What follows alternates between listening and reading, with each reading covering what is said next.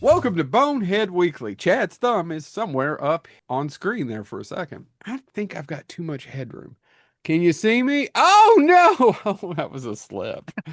I'm sure it Wardrobe was. malfunction on Mr. Lewis. It was a slip, and I don't know why you're wearing one. That's an joke for our audio audience. There you go. There you go. So this week's topic, because Chad was off once again in rehab. And what now? So how was your trip down there? Did you get to see the Yakov Smirnoff? Does he still have a theater there in Branson? He has a massive theater, and like to drive into it, you have to go past a massive 3D picture of him on a billboard. Uh-huh. And yeah, I didn't go because I was like, but it I was so shocked that he still has a theater and it's that massive. Huh. I am too. You know, those night court days are far, far back from, they were that was Was that what he was known for? Was the night he court? was known for night court. What else was he Because known? that's what I didn't know. I was like, I wanted to do research on it because I was curious, but I swore I thought it was just those little blurbs in Night Court. But I was like, there has to be something else. Like the Motormouth guy, he did several different Well, things. I he was was like, a what? Saved by the Bell. He was a teacher on Saved by the Bell. The Micro Machines dude? Yeah, Micro Machines guy. Why do I know Um, he was a teacher on Saved by the Bell? Well, because I'm 108 years old and need a colonoscopy. That's why. Never watched an episode, even though You've never Tiffany seen and an episode of Saved by the Bell, but you can quote every line of Punky fucking Brewster. I I didn't know can't. that about Chad, but I sure. can't. Hey, Chad, But I've watched Punky Brewster. So Chad, funny But enough, what can we I've kills just, me never. is one of my biggest crushes of all time is Tiffany Amber Thiessen. Never saw it. Son-in-law. Chad, Chad, can we just go back and forth and just say punky over and over? Punk, punk. Well, oddly enough, Punky. Chad, this will make you feel better. Soleil Moon Frye, wonderful. Her agent, wonderful. Had a great time interviewing them. I've never seen an episode of Punky Brewster. I have no recollection of watching it as a child, and I damn sure never watched it later. I watched the lot and the animated one. Oh my gosh. I don't, I think I may have watched Webster once. What the fuck? Well, and he had them problems with the devil. You just made me cuss because I'm. How could you not have ever seen Webster? I said I think I've watched it once or twice. I What? would, sir. I didn't. I don't. I actually can't tell you much about Because Webster. I But didn't, now, I if was you, the 80s and I didn't I even think was. it was on TV at night. Yeah, I was to say it was more. We were more of a different Strokes household. Oh yeah, yeah. Would have watched Different Strokes. I Would watched have different watched a lot strokes. of NBC sitcoms. So I probably watched a lot more Cheers when Cheers was on than maybe you did, Chad. I never watched Cheers until later on in life. Yeah. So I was watching Hold on, real Cheers. quick, for our audience that may not know what these old people are talking about. Cheers was a prequel to Frasier. Thank you. And for the Ugh. people that don't know who Frasier is, he's the one that tried to sell you Dr. Pepper a few years ago on those TV ads. For those that don't know what that is either, Keep going, uh, James. it's the Going on. voice of Sideshow Bob. For you all that don't know that either, with the Paramount Plus, Frasier is a reboot of an old show where they used to try to sell you Dr. Pepper. This has Which, been brought to you by Uh, Chad and James Do Old. and for by none the way, and for any of And those by the people who way, have no. Chad hasn't said a word. I just keep Well, saying you're talking and I can't. For all the people who don't know any of that, he was the captain in Down Periscope. for the people who don't know that but raise my son, he's the bad guy in Transformers 4. Mm. for those that don't know that, he's Beast in some of them X-Men movies, but not all of them. Don't look at the first class ones. This is all good. This is comedy gold. Let's just end it right here. We don't really. Yeah, yeah. I don't know about gold, but we're at least up to copper. So this week's topic is not Branson, Missouri, as much as we want this to be. Although Chad and I finally bonded on something and agreed on something before James got on. Our love of a restaurant called Lambert's. If you've ever Mm-hmm. been, there's two. I think there's only three in the United States, or at least there was only three. Mm-hmm. Isn't it technically pronounced Lambert? Sorry. No. Yes, it's the Chris Lambert's. Oh my. Oh my. I'll just Who have the who lamb. hold on. Who wants to eat forever? Why is this not an actual restaurant? I don't know. I don't. There could There, only be one at the buffet. I think there's only two, one in Branson and one in Austin. No, there was a third one in Orange Beach. I'm not That's the only seeing one it. I've ever been to. Oh, they closed. Maybe it closed. It Oh may have gosh. closed. COVID did a lot of damage. Well, oddly enough, speaking of restaurants that closed a lot of locations, Oh no, you're right. Foley, Alabama. Yep. okay, the missus and I were talking about Joe's Crab Shack. There's not many of those as there used to be out there. Yeah, I went to the one in Louisville actually during COVID, or kind of right at the begin in the middle of it when restaurants opened back on the one that's on the river. No, I would have believed the restaurant wasn't open and you just went and broke in. I want to believe that. I've never had a good meal at any of the Joe's Crab Shacks. And then I went to Louisville and was like, oh no, this is even worse than I remember. Oddly Yeah. enough, it's the only place that we had an issue where that they overcharged us. Like it was right before, it's tell you how long ago it was, right before our honeymoon, and I Mm, think they charged us about $200, and we had an appetizer and sodas, and we had to call and get it sorted out. And yeah, it's yeah. bad. All right, Didn't go back. gentlemen. So, because of our short turnaround this weekend, because of the 4th, we're going to start talking to you about movies you can watch over the weekend. Some of you are going to have an extended weekend, even though we probably, you know what? I may drop this episode a little early. Why don't we try to do that? What are you going to watch this weekend? What do you like to watch this weekend? Is it movies about the 4th of July? Is it movies No. about vacationing with your family that you love and adore and nothing bad ever happens? No, the first one I'm going to recommend is honestly probably one of the best movies of 2025 so far. The Ballad of Wallace Island. Never know what, yeah, tell us about it. So you can stream it on Peacock. But it's about this man who lives on an island, like right outside England. He is rich and kind of quirky. And he for a special anniversary, he hires his favorite band from when he was younger to come and perform just for him. And the band split. It's a man and a woman. They split a long time ago, and it's them trying to basically deal with the emotions they have, and also the quirky guy who hired them to be there. It's really great. I'm not doing it justice. You all should both watch it. It's a drama that's actually really really good. I will watch it. Yeah, Um, and it's on Peacock. it's on Peacock. The Mine, Ballad of Wallace Island. mine's a little harder because it came and went just 2 weeks ago. And I was like, oh, I'll just drop off and I had the day to myself. And I was like, I'll just go see this in Richmond. And then it wasn't playing in Richmond because I loved the novella. And it's Life of Chuck. It's Mike Flanagan's new movie. It was everything I hoped it could be. Because Stephen King, it's based on a novella by Stephen King. And I listened to it back and forth a couple years ago, and you two know what I'm talking about.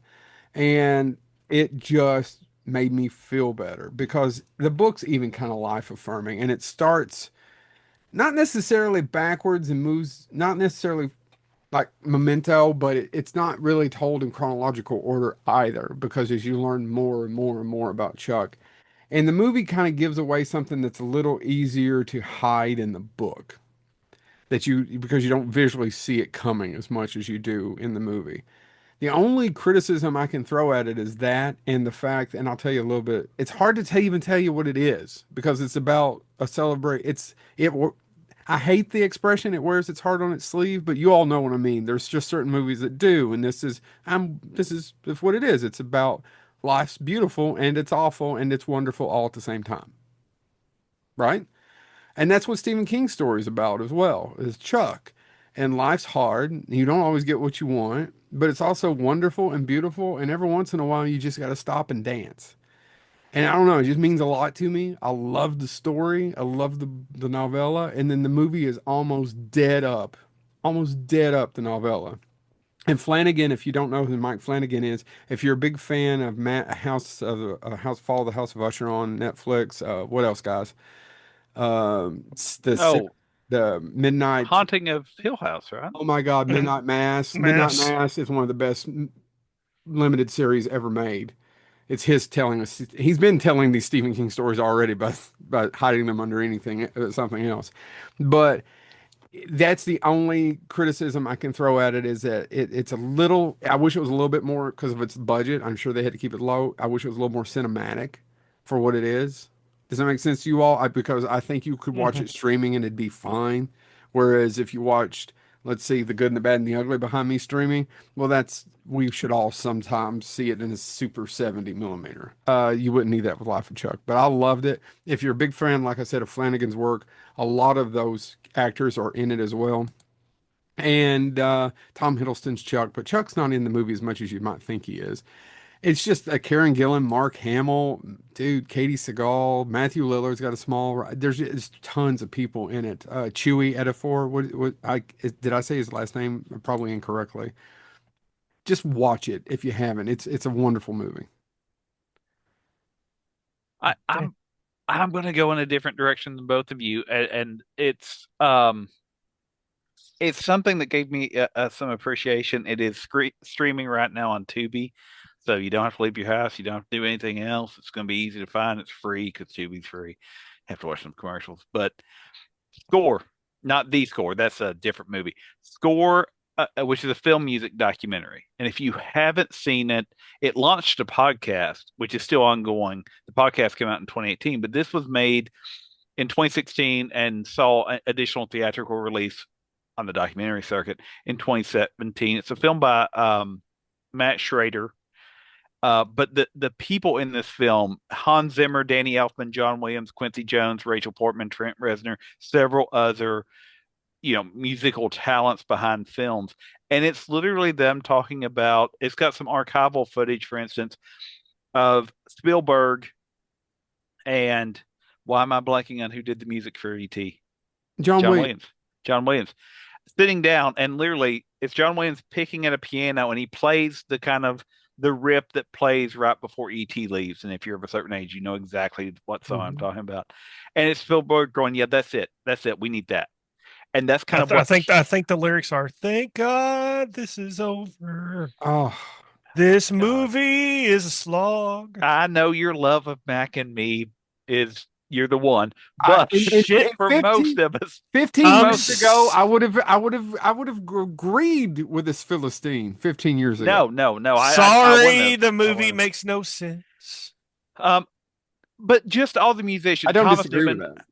Thomas Newman, Howard Shore, Jerry Goldsmith, they're all in this. I mean, if it's and it's literally them just talking about one of the lines that stuck with me was when you're the musician, and I appreciate this line, and I forget who said it. I really should remember, but it's talking about when you're making this music for a movie, and you know the director and the screenwriter and everybody is expecting you to use sound to help them convey their message. And one of the composers said, "You get up there with your stick, and the first time you're going to perform it, you just hope that it's like watching a child come to life. It's like watching your child be born. And if something goes wrong, you know it. And if things go perfectly, you also know." It's a really fascinating way to start thinking about it. It's only about an hour and a half long, but it's got so many. I mean, James Bond, Indiana Jones, all these classical things. Pirates of the Caribbean, they talk about that. And matter of fact, there's this great line: Pirates of the Caribbean as a musical score is like Led Zeppelin. One of the composers said, literally, listen to it. It roars compared to so many other types of things, and that's why it works because it roars, and you want something that roars for that film. And it's just a fascinating documentary.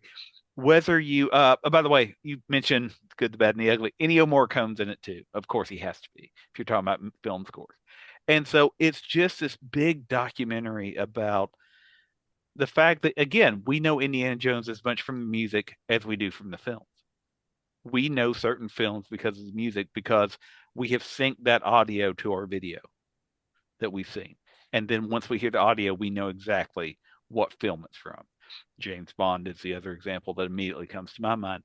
And that's what this documentary is about. It's all about, man, why should we care about the music and how does this music even come to be? And seeing a composer sit down with a blank pad of musical staves and trying to fill it in and trying to figure out what what is this theme going to be? It's fascinating and terrifying. I immediately went, yeah, no, I'd lose that job. I'd have a panic attack. There's no doubt in my mind. So anyway, yeah, if you've never seen Score, it's on Tubi. That's all it is. It's a documentary about the music for films. But y'all didn't see that one coming. Is it my turn? He's muted, Joe. I am so sorry. I'm trying to turn this off. I was trying to fix something. We're running out of storage space, actually, and I was trying to fix it while you were. So I muted to see what I could delete. Um, Go ahead, Chad. so for me, I gotta do a movie that just came out. It was either yesterday or today. It's a Prime original movie, Heads of State. I am legitimately enjoying it. It's John Cena as the president of the United States and Idris Elba as the Prime Minister of England. And I don't want to give too much away, but they ended up stranded in enemy territory and they have to get out together. But John Cena is an actor turned president, and Idris Elba is actually a soldier who became prime minister. So they obviously they don't agree on anything. But the best part about this movie is it's directed by Ela Nishuler. I Yeah. think I'm saying that name right. Huh? Who is that? The director of Hardcore Henry and one of the best action films of all time. Nobody. Nobody. And so I'm automatically sucked in on this one because it also has an amazing supporting cast. Except for there's one guy who I truly love, and he's not in it for long. Not going to say who or what, but yeah, Heads of State. It's really good. It's a throwback action comedy with John Cena and Idris Elba, who obviously had great chemistry from their time in Suicide Squad with Peacemaker and Bloodsport. So it's just them continuing on that same chemistry. So I have to recommend Heads of State. I only have one more that I think I can really kind of recommend because I have to watch all that stuff for Scarefest. Well, there is another one actually we can recommend this weekend, but I will go with this one, and this one's on Hulu. And Chad and I both loved it. I don't know if James has watched it yet or not. Predator. What is it called? Something versus Killer of Predator? Killers. Killer of Killers. I already forgot the title. It's animated and it works like and it ties into the other movies really well without actually forcing it. It has really good action in it just to be animated. There's a lot of blood. The dialogue's cool. Everything there, it just works. And it's only about 80 minutes and it's on Hulu and it tells three stories that connect with all the other movies. Am I missing anything, Chad? No, you pretty much nailed it, and An I think anthology. It's really cool. I think it's also just saying that Dan Trachtenberg Trachtenberg. really has a lock on the Predator franchise that nobody else could.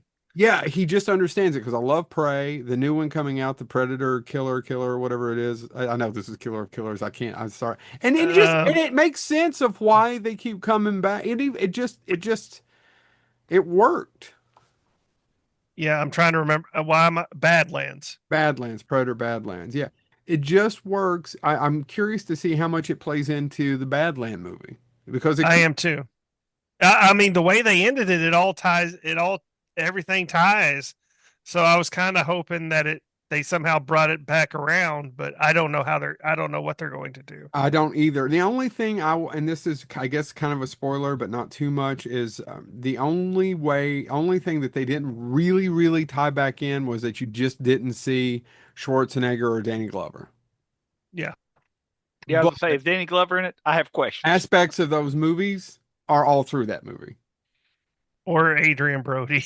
All right. Well, they don't, that one, I don't think they really talked about that much, but okay. Yeah. In fact, the planet looks completely, well, no, because they actually don't go to the Predator planet in Predators.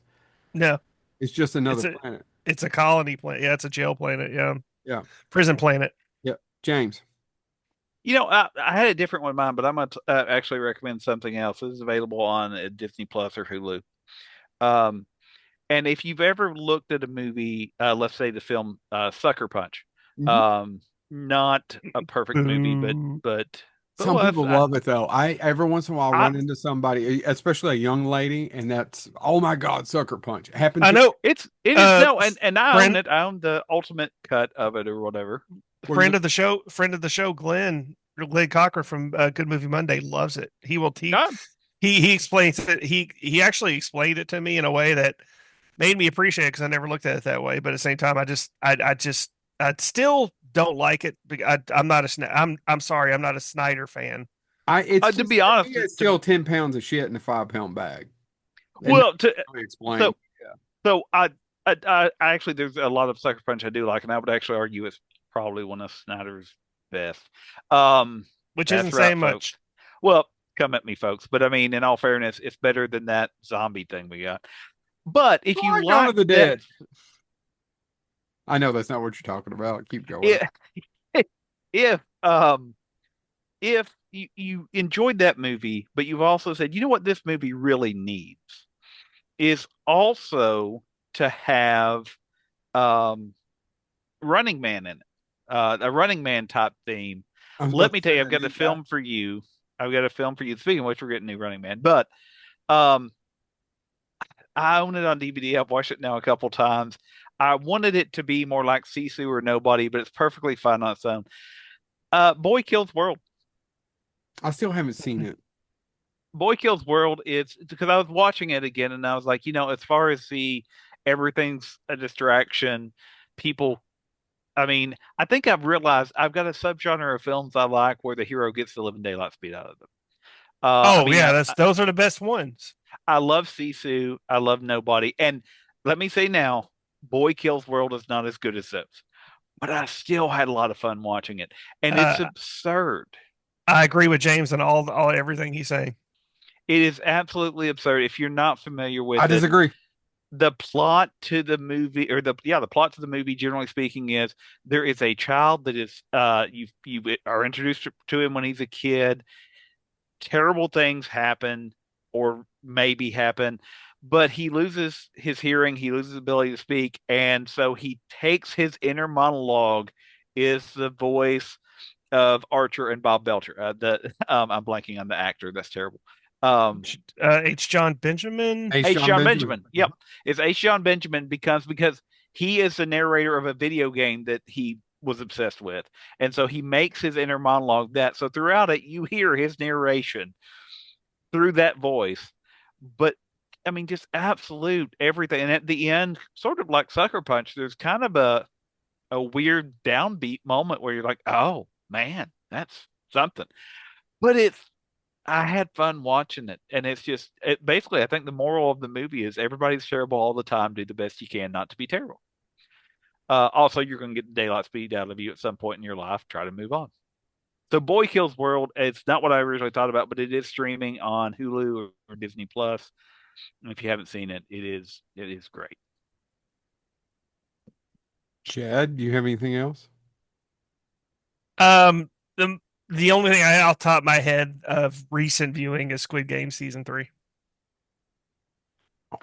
I would be Well, so we had to pause real quick because Chad had to pee, and he said it shot out like a what?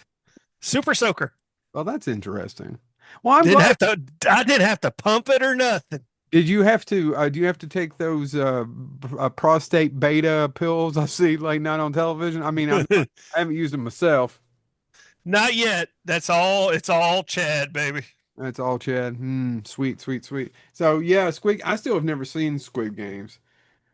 Can I talk about? any of them. No, I haven't watched. Really? No, I haven't. I need to. Oh man, I don't know how you missed it. I know about it. I Very still haven't rarely, watched no, Barbie. but I mean, very rarely is there. You all usually beat me to everything because I've got those methadone appointments. But yeah, so I'm shocked I've watched something you haven't watched. Well, can I talk about something I finally did watch, and I was like, this made 400 million? And this is not really my third pick, but it's my third movie I want to talk about because I enjoyed it. There's scenes in it that I laughed my ass off, but where Wolverine and Daredevil, Daredevil and Wolverine. Deadpool? Are you trying to say Yeah, Deadpool? Deadpool and Wolverine. Why did I keep saying Daredevil? Deadpool and Wolverine. Gentlemen, I didn't care for it. I I liked had it. fun. Okay. I had There's fun. scenes in it that the first 20 minutes are the best part. Yeah. But by the time they get to the Thunderdome part of the movie, the Chris Evans stuff's funny, especially if you stay for the end credits because it calls back on the joke, and then Yep. you find out, oh my God, Chris Evans did say all that. But it's not bad, but it was, It's you know not what? bad. It was a Sean Levy movie with extra F words.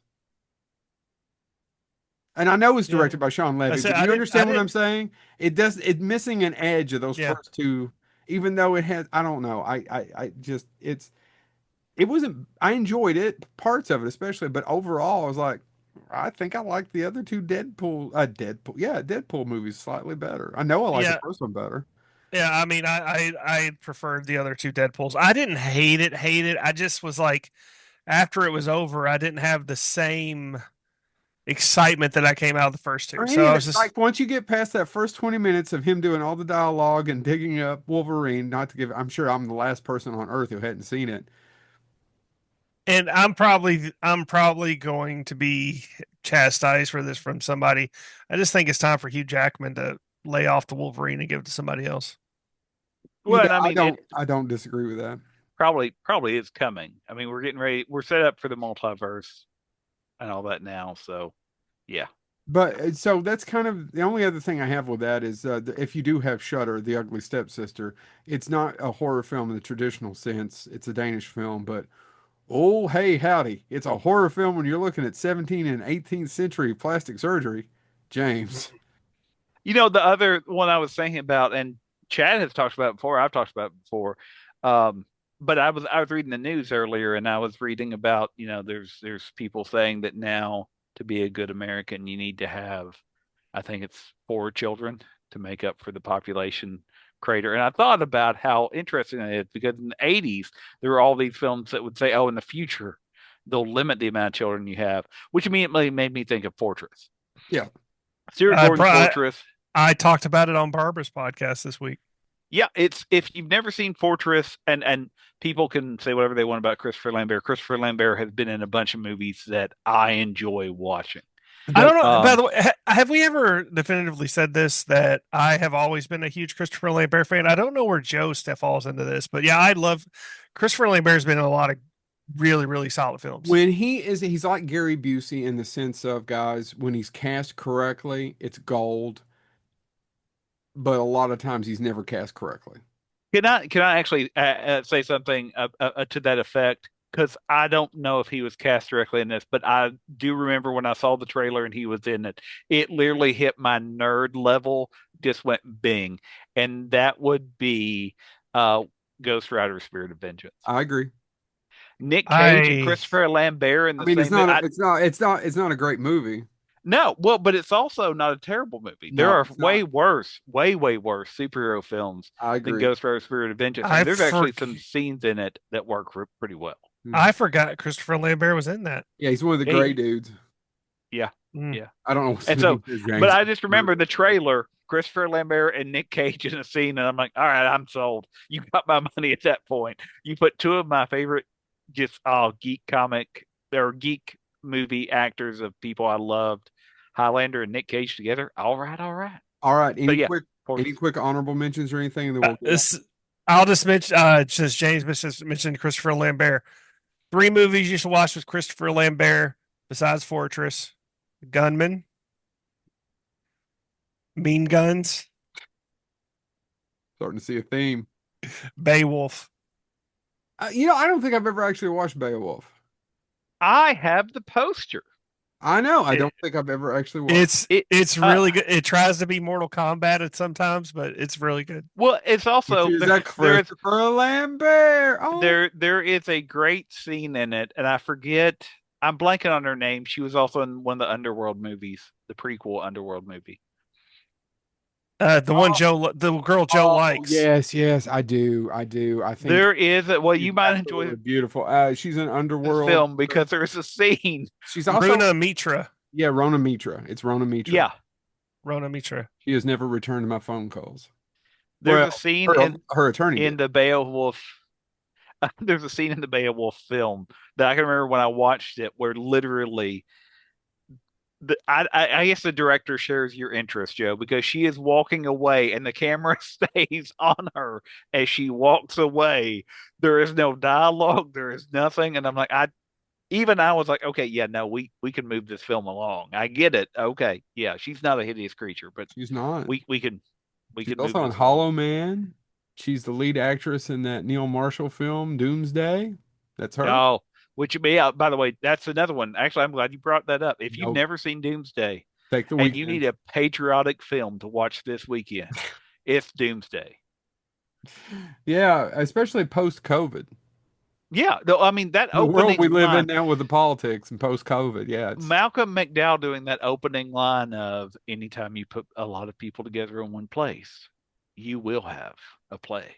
I mean, it's not what he says, but I mean, his yeah, slow build up over that narration. yeah. That movie took about 10 other movies I loved and slammed them together. It made zero money at the box office. Gave him his biggest budget. And by the way, if they announced today that he was making Doomsday 2 on a budget of $4, We would be I'd there. buy a ticket. I'd buy a I ticket. take it, take the ride. All right, gentlemen. Anything else? No, I got nothing. James has I mean, got I've got other stuff, but I got things. have fun this weekend. Don't blow your toes off. Protect your pets. Spay and neuter your pets Well, and your protect them siblings, because there's loud noises and and spay animals. and neuter them. If they've not been spayed and neutered, you need to go ahead and do that this weekend. I thought that's what you told me to do to my children. Now I've got to make an awkward I phone did that call. for other reasons. I did that for society. Hmm. Well, there's some awkward phone calls in my future, but I This, guess. this has been Bonehead Weekly. Thank you, gentlemen. Yep. This will take Uh, go ahead. when do you want to? When do we want to do this again? I'm after only the only complication was everybody's schedule this week. Next week I'm fine. Okay. Um, I mean, um, I'll still um, have Monday through Wednesday teaching, but I do Next, want to say, obviously, I'll be traveling the August 3rd to the 10th. well, So, then we probably need to next week do at least two or three on Thursday fun sizes. We need to go ahead and do 2003, 4. We need to get them kind of yeah, we need to knock them out, quite knock frankly. them out yeah. so I can send them because I don't like this. Oh, wait, I got to do this now. I can't wait till Thursday. He needs them Thursday night. I appreciate his position. So, Oh, yeah. Yeah. Well, no, and I was going to say, no, I agree. Um, but I said, other than teaching Monday through Wednesday next week from 8 to 10 our time, I guess, I should be relatively open. all right, sounds good. See you, dudes. Oh, did See, you all? Is there anybody doing anything for the 4th? I'm going to be back dude, the night of I the. literally no. Like I said, Kyle is driving through. He went to see his family in Minnesota, and he's driving back to Atlanta where he lives now. And he was like, "Hey, I'm going to stop and do lunch at some point." And I said, "Cool, let me know." I don't know when exactly that will be. You guys remember James? I Go ahead. remember who? Go ahead, Chad. No, I got nothing. Go ahead. James Polk, RA at Yeah, Morehead. Yeah. Yeah, he's in town. Text me yesterday going, or day before yesterday going, hey, what are you doing in 10 minutes? Working. He's retired. Anyway, so I'm going to try to meet him tomorrow. He's in temp. So, yeah, I hadn't seen him 20 years or more. no, that's I was in his because actually, wedding. yeah, Dana actually said, "When was the last time we saw Kyle?" And I was like, "Saw him in person." Uh, right after I left Rizla. Yeah, probably. No, what I was gonna say is I literally have nothing. I'm avoiding my mom wants me to come out to the house to do a party at my aunt's that the big boobed cousin that I can't stand is throwing. And not only was I not going to go for that, but then we were told 51 people are showing, and I'm definitely not going to that. Well, I may go see the fire. I haven't went to see the fireworks downtown in a long time. I may do that. But anyway, I'm available all weekend. I'm trying to be back Friday evening. So, But yeah, like I said, if y'all do anything, let me know. But I literally am waiting to know the timetable for when he wants to do dinner. But other than that, to my knowledge, kids are getting back from camp Friday morning, Yep. all right. and that's it. That's all I got. Well, you guys have fun hanging from the chandeliers with your wives. Well, he don't own a chandelier. It's more like this, Chad. There's a reason why she's got that Italian lover, and it ain't just the hoagie, if you know what I mean. Oh, that Capricola. Capricola? Yeah, that's it. Capricola. Yeah, she loves the capricola. Mm. You mean rolled up? No, no, no. She literally, there's not a euphemism. We're not doing metaphors. No, It it's was- well seasoned. It can be really good. yeah, likes it. All right. See you guys. Bye. See.